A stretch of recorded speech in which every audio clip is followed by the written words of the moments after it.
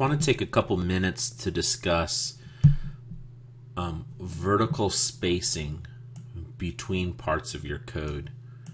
One of the things you might notice here on my screen is that I have a class, and inside of that class I have two functions, function 1 and function 2. And I can put any number of blank lines, consecutive blank lines, between those two functions, and before each function, and before the class statement. And although my code isn't very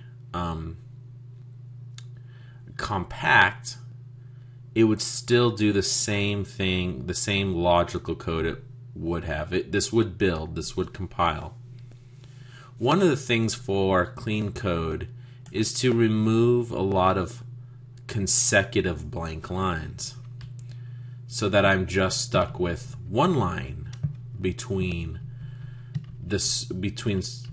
sections of my code. One of the things you'll see here is this zero references, and zero references, it's in gray. It's not really a line of code. It's Visual Studio providing you some benefit by telling you how many references in your code that use these functions. Well, nothing's calling my functions, so I have zero references to it. But notice over here on the left, that zero references, it doesn't even take up a line number. So it goes from line 11 to line 12, and it just steps right over that zero references, because that zero references is not code, although it's seen here in my code window. It's a certain add-in called Code Lens, and I'm going to see if we can't disable it. I'm going to come up here to the top right hand corner in Visual Studio where I can do a quick search for Code Lens. And it took me right to that part. I'm just going to disable it for just a second. I normally work with it on, but just for the purposes of this demonstration, I want to show what it does. When I turned off Code Lens, it turned off how many references to my functions I have. So now you can see how these numbers, they don't seem to skip any. I go directly from one line 11 to line 12. But it's easier to with Code Lens off, it's easier to show that there's one line between my function 1, my closing brace,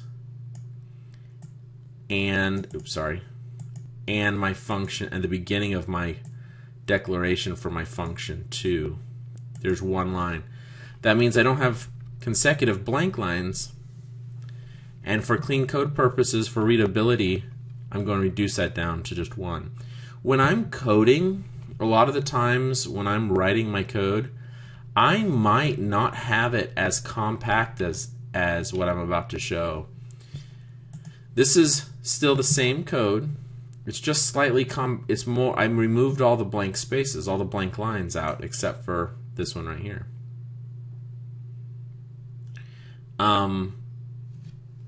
When I'm coding, I might want to focus in on function 2, and so sometimes what I do, and this might be a bad practice, but sometimes I will put lines around it so that I know I'm in this function 2 and I'm writing code, and it reduces some of the noise that the other code that's up here or down below, which is fine. That's just a personal practice I do. But before I check my code in to where other people see it or use it, I will come back at the end of my coding and remove those extra spaces.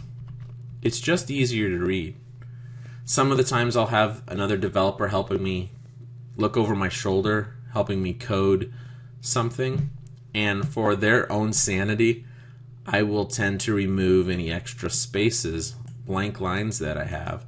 Now, there is a good purpose to have a blank line between my functions. If I ran them up to flush up against each other, that's probably a bad style to do. You probably want a good one line, one and only one line, to separate some of the functions that you might have in your class. I like to have spaces between blank lines, like here, between my closing brace and the closing brace for the class. A lot of styling rules will enforce that you don't have that blank line, but that you do have the blank line between the functions. So braces, when this one's closing a brace here, and then the next line is also a closing brace, to flush them up against the line numbers 20 and then 19, or flush up against each other without a space in the middle, is usually good practice. A lot of people like that. But between functions, you do have a blank line. Notice for my class, I have my brace on the next line underneath it, which is good common practice, or it's a practice. A lot of people even put their braces on the line with the class. I tend to like my braces on their own lines, but that doesn't mean I start coding on that same line. On its own line, I would only have that brace on its own line. I wouldn't have any other code with it.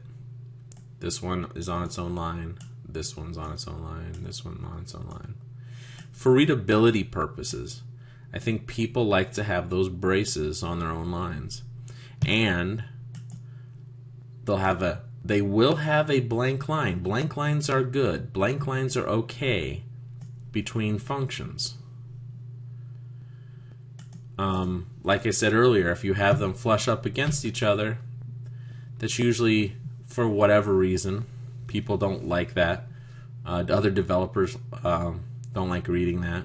And so you'll see some people will practice to have a blank line in between the functions. I don't have a blank line here at the top. I actually have something on that line. And I don't have a blank line here at the bottom. I have the two braces, one on line 19 and one on line 20. Now I have a blank line inside of my class. This is where I would start my coding.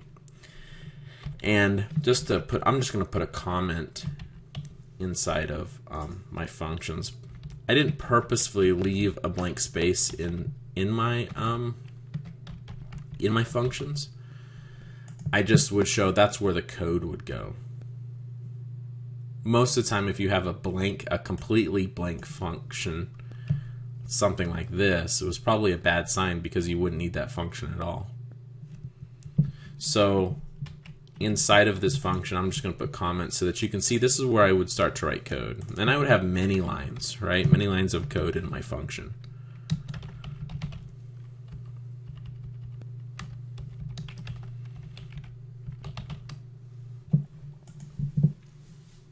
Maybe inside of these functions I'm declaring variables.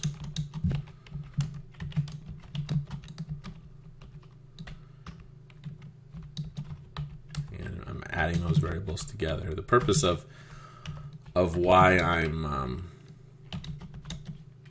writing this code is to show you I don't have many blank lines inside of my function either.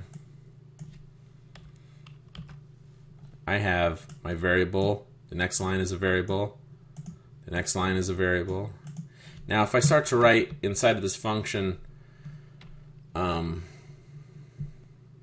some other code, I might put a blank line in there, and a lot of times that comes into judgment. Some people would put blank lines in between there. I think that's not as compact or precise, so I'll tend to remove those blank lines from code inside the function. And this is where it gets a little subjective, where people might have their own opinion about how that code will look inside of that function.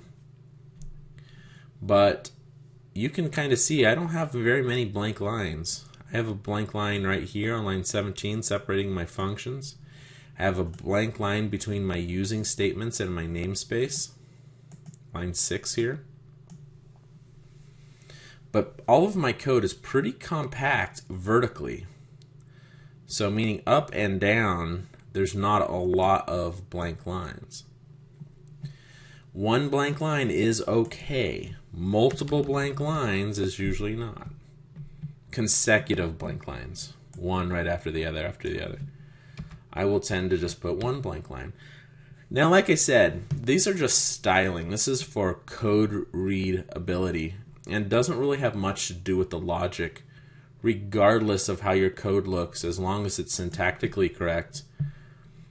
You could put all this code on one line, and as long as it's syntactically correct, it would compile.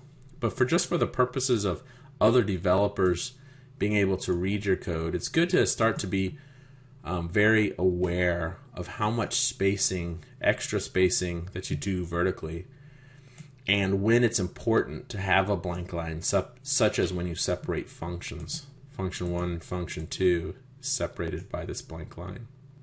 I hope that helps you understand the importance of spacing and blank lines and reducing consecutive blank lines.